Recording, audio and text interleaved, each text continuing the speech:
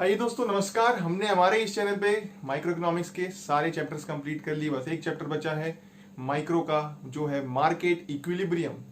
Market हमने पिछले ही chapter में पढ़ा था, चैप्टर 12 में, फॉर्म्स ऑफ मार्केट में। इक्विलिब्रियम क्या होता है?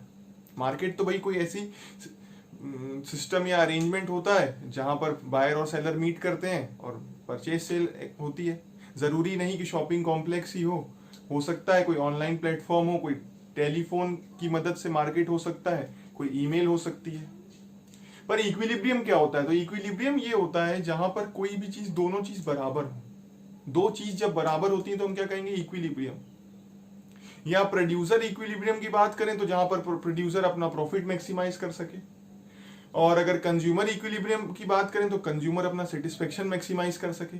पर यहाँ मार्केट के इक्विलिब्रियम की बात हो रही है और मार्केट में कंज्यूमर और प्रोड्यूसर दोनों आ रहे हैं, तो ऐसी सिचुएशन जो दोनों के लिए बेस्ट हो तो कौन सी होगी? जहां दोनों में से किसी का भी फायदा नुकसान ना हो रहा, मतलब दोनों एक बीच की स्थिति में हो। आई बात समझ में? तो इसी को कहते हैं मार्केट इक्विलिब्रियम। आइए इसकी डेफिनेशन समझते हैं।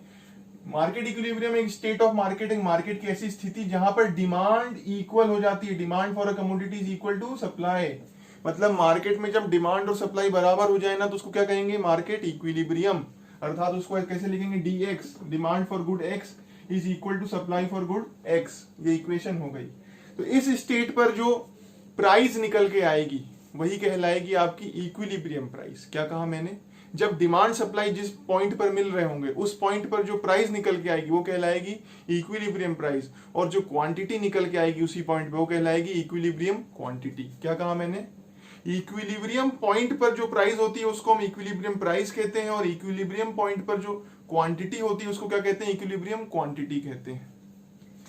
आइए एक यहाँ पर सीधा सा ही फंडा आपको दिखा रहा हूं। प्राइस और डिमांड और सप्लाई दी हुई है, ये मार्केट का सब कुछ लेके चलेंगे हम। देखिए अब यहाँ पर जो है, क्योंकि पूरे मार्केट की बात हो रही है, तो ये सप्लाई भी पूरे मार्केट की होगी, डिमांड भी पूरे मार्केट की होगी। तो जब प्राइस 1 रुपए है तो आदमी जो है, प्रोड्यूसर कम से कम सप्लाई करना चाहेगा 10 यूनिट्स की, और कंज्यूमर तो बहुत ज्यादा खरीदना चाहेगा 50 यूनिट। पर प्राइस हल्की सी बढ़ी तो ये प्रोड्यूसर थोड़ी सी सप्लाई और बढ़ाना चाहेगा क्योंकि प्रॉफिट बढ़ गया है। कंज्यूमर थोड़ा सा कम कर देगा। आई बात समझ में? पर फिर भी इनके बीच में डिफरेंस है। यहां पर एक्सेस डिमांड है, ईडी से देख देता हूं मैं, ज्यादा डिमांड है। सप्लाई तो 10 ही यूनिट है, 40 यूनिट की यहां पर एक्सेस डिमांड है। आई बात समझ में?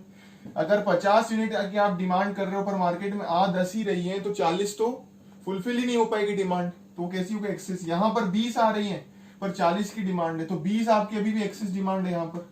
इस वाली स्थिति में थर्ड, जब 3 रुपीज है प्राइस किसी कमोडिटी की, उस केस में सप्लाई इक्वल्स टू क्या हो गया है? डिमांड। तो यही हमारा इक्विलिब्रियम पॉइंट होता है। इसके आगे अगर हम चलेंगे ना, तो सप्लाई और प्राइस बढ़ने पर सप्लाई इंक्रीज हो जाएगी पर डिमांड डिक्रीज होती जाएगी। तो ये जो सिचुएशन होती है जहां डिमांड इक्वल्स टू सप्लाई हो, उसी को इक्विलिब्रियम कहते हैं। तो ये इसमें 3 एजम्पशंस हम लेके चलते हैं। जब भी हम मार्केट इक्विलिब्रियम पढ़ेंगे तो हम 3 एजम्पशन, मान्यताएं मान लेंगे। पहला तो लॉ ऑफ डिमांड काम कर रहा है, ये मान लेंगे। लॉ ऑफ डिमांड क्या कहता है कि किसी भी गुड्स की जो है प्राइस अगर बढ़ेगी, क्या कहा मैंने? किसी भी गुड्स की प्राइस इंक्रीज होगी, बढ़ेगी, तो उसकी क्वांटिटी डिमांडेड क्या हो जाती है? घट जाती है। कोई भी चीज महंगी हो जाती है तो हम कम खरीदने लग जाते हैं, सीधा सा लॉजिक। और दूसरा क्या कह रहा है? लॉ ऑफ, पहली एजम्पशन हो गई कि लॉ ऑफ डिमांड काम करेगा, मतलब प्राइस और क्वांटिटी डिमांड के बीच में इनवर्स रिलेशनशिप रहेगा मार्केट में। दूसरा पॉइंट क्या कहता है कि लॉ ऑफ सप्लाई काम करेगा मार्केट में। लॉ ऑफ सप्लाई क्या कहता था कि प्राइस अगर बढ़ेगी किसी भी गुड्स की तो उसकी क्वांटिटी डिमांडेड भी बढ़ जाएगी। आई बात समझ? दोनों के बीच में डायरेक्ट रिलेशनशिप है या कहूं पॉजिटिव रिलेशनशिप। तो 2 एजम्पशंस हो गई कि डिमांड, क्वांटिटी डिमांड और प्राइस के बीच में इनवर्स रिलेशनशिप है, और प्राइस और क्वांटिटी सप्लाइड के बीच में पॉजिटिव रिलेशनशिप है या डायरेक्ट रिलेशनशिप है। और तीसरा हम ये मान के चलेंगे कि इन डिमांड और सप्लाई के ऊपर किसी और का कोई कंट्रोल नहीं है। ये फ्रीली मार्केट में बढ़ती घटती रहती, मतलब सरकार का, गवर्नमेंट का यहाँ पे कोई कंट्रोल नहीं है, हम ये मान के चलेंगे। आई बात समझ में? 3 एजम्पशंस हो गई। ये 3 एजम्पशंस मान के ही हम मार्केट इक्विलिब्रियम पढ़ते हैं। मार्केट इक्विलिब्रियम कुछ भी नहीं है, बड़ा इजी सा है, जहां मार्केट डिमांड या मार्केट की जो टोटल डिमांड है सारे कंज्यूमर्स को मिला करके, वो पूरे मार्केट के जो प्रोड्यूसर्स की सप्लाई है उसके बराबर हो जाए जिस पॉइंट पर। आइए ग्राफ से इसको कैसे डिनोट किया है। तो देखिए डिमांड का डाउनवर्ड स्लोप होता है। जब किसी भी गुड्स की प्राइस में ज्यादा होती है तो क्वांटिटी डिमांड कम कर देते हैं। ये देखिए 5 रुपए में केवल 10 ही खरीद रहा है वो, जब 4 हुआ तो वो 20 पर आया। उसने थोड़ी और बढ़ाई। जब प्राइस और घटी तो उसने 3 पे कर दिया, जब और घटी तो उसने 40 कर दिया, जब 1 पर आई तो वो 50 यूनिट खरीदने को आ गया, इतने सस्ते हो गए ना गुड। तो ये डिमांड का कर्व है, डाउनवर्ड स्लोप्ड होता है, हमने देखा ही था उस चैप्टर में।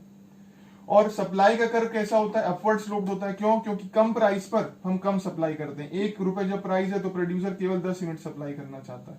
फिर जब 2 हुई तो वो 2 पर 20 कर रहा है, 3 पर 30 कर रहा है, 4 पर 40 और 5 पे 50 कर रहा है। कौन? कोई भी प्रोड्यूसर या मार्केट का जो टोटल सप्लाई हम यहाँ पर लेके चल रहे हैं।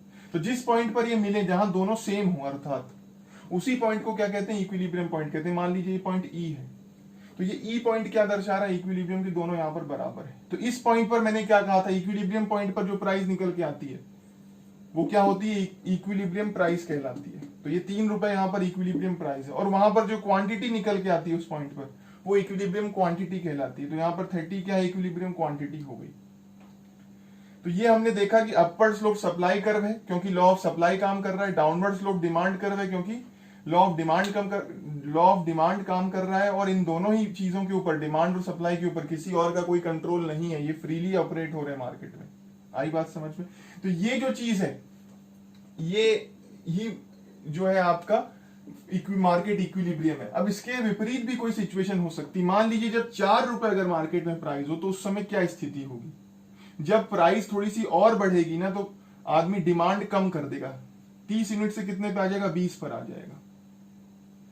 और प्रोड्यूसर जो है वो तो 30 यूनिट से और ज्यादा सप्लाई करना चाहेगा। प्राइस बढ़ रही है मतलब उसका प्रॉफिट बढ़ रहा है प्रोड्यूसर का, तो सप्लाई यहां पर ज्यादा हो जाएगी। तो फिर ये दोनों अलग अलग रहेंगे, तो ये इतना पॉइंट एक्सेस हो जाएगा, ये इतनी मार्केट में एक्सेस सप्लाई हो जाएगी। क्या है ये? Excess supply. क्योंकि प्राइस बढ़ गई, बढ़ी हुई प्राइस पे डिमांड तो कम हो जाती है, हमें पता है, पर सप्लाई बढ़ गई। इसी की तरह अगर देखें प्राइस रिड्यूस हो जाती है तो रिड्यूस्ड प्राइस पर हमको पता है प्राइस कम होगी तो डिमांड बढ़ेगी। प्राइस कम हुई, डिमांड बढ़ेगी, ये डिमांड कर्व है। अभी 30 यूनिट थी, अब 40 पे हो गए हम, ये 40 यूनिट।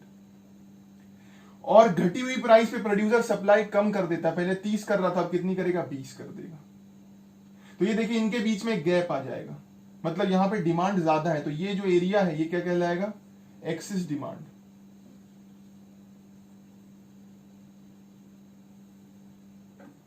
आई बात समझ में?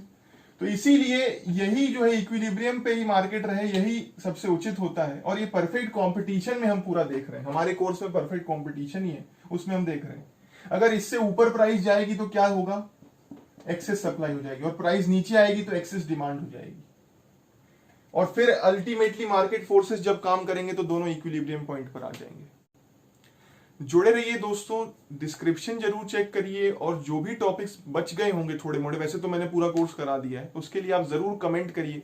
डिस्क्रिप्शन मेरा व्हाट्सएप नंबर और मेरे नोट्स के लिए भी इंक्वायरी कर सकते हो। थैंक यू दोस्तों।